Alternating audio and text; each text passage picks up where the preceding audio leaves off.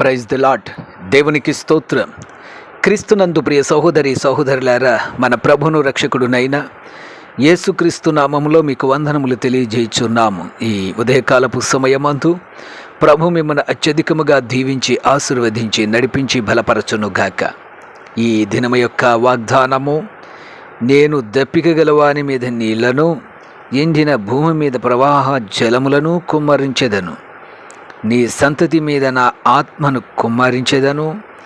నీకు పుట్టిన వారిని నేను ఆశీర్వదించెదను. యెషయా గ్రంథము 44వ అధ్యాయము 3వ వచనము. క్రీస్తునందు ప్రియ సహోదరి సహోదరులారా, ఈ చక్కటి వాగ్దానములు మన పితరుడైన యాకోబును గూర్చియు ఆయన సంతతి అనగా ఇజ్రాయేలు ప్రజలను గూర్చి వ్రాయబడినటువంటి సందర్భము. నా ఆత్మను కుమ్మరింతును నీ సంతతి మీద.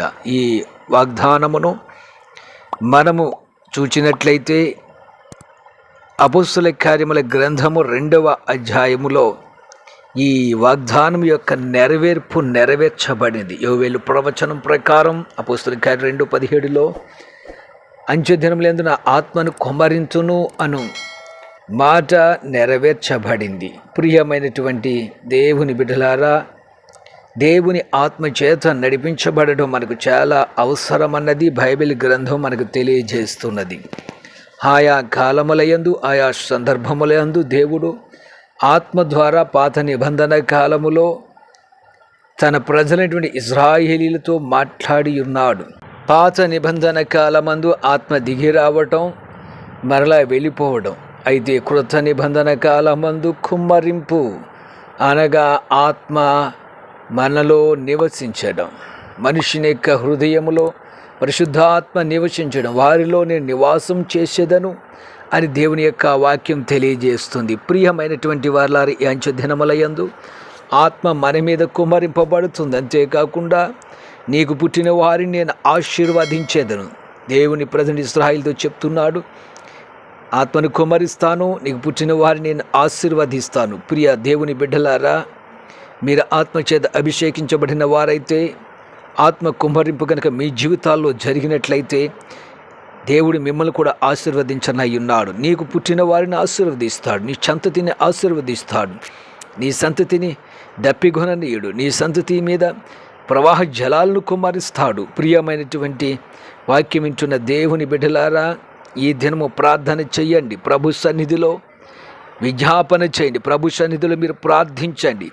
దేవుడు మీ ప్రార్థన ఆలకించుచున్నాడు. మీ సంతతి మీద కూడా కుమ్మరిస్తాడు. మీ మీదనే కాదు, మీ సంతతి మీదను, మీ బిడ్డల మీదను దేవుని యొక్క ఆశీర్వాదం ఉంటుంది. ప్రియమైన దేవుని బిడ్డలారా, కనిపెట్టండి, ప్రార్థన చెయ్యండి, దేవుని యొక్క ఆశీర్వాదముల కోసం ప్రయత్నం చేయండి. దేవా, నన్ను ఆశీర్వదించు, నా బిడ్డలను ఆశీర్వదించు అని మీ బిడ్డల కోసము, మీ బిడ్డల మీద ఆత్మ వాతావరణము కోసము ప్రార్థన చేయండి. ఎప్పుడైతే మీరు ప్రార్థన చేస్తున్నారో అప్పుడు దేవుని యొక్క వాగ్దానము వారి పక్షముగా నెరవేర్చబడుచున్నది. మీ జీవితంలో అద్భుతము జరగనయ్యున్నది. కాబట్టి ప్రభు సన్నిధిలో విజ్ఞాపన చేయండి, ప్రభు సన్నిధిలో ప్రార్థించండి. తప్పక దేవుడు మీ మీద తన ఆత్మను కుమ్మరించి మీకు పుట్టిన బిడ్డలను ఆయన ఆశీర్వదించువాడై ఉన్నాడు. అట్టి ధన్యత దేవుడు మీకు అనుగ్రహించును గాక. Amen, amen. ప్రార్థన చేద్దాం. ప్రియ పరమ తండ్రి, జీవాధిపతి, సర్వాధికారి, మహిమగల రాజా, ఇదిగో మీరు వాగ్దానం చేస్తూ ఉన్నారు, మీ సంతతి మీద ఆత్మ కుమ్మరిస్తాను, మీకు పుట్టిన బిడ్డలను నేను ఆశీర్వదిస్తానని వాగ్దానం చేస్తున్నారు. ప్రియ తండ్రి, నీ బిడ్డలను ఆశీర్వదించండి. ఈ వాగ్దానము పట్టుకొని, ఈ వాగ్దానమును సది వాగ్దానము ద్వారా నీ బిడ్డలు ప్రార్థించి ఆత్మను అలాగే నీ ప్రభు ఆశీర్వాదాన్ని పొందుకునే ధన్యత నీ బిడ్డలకు దయచేయి.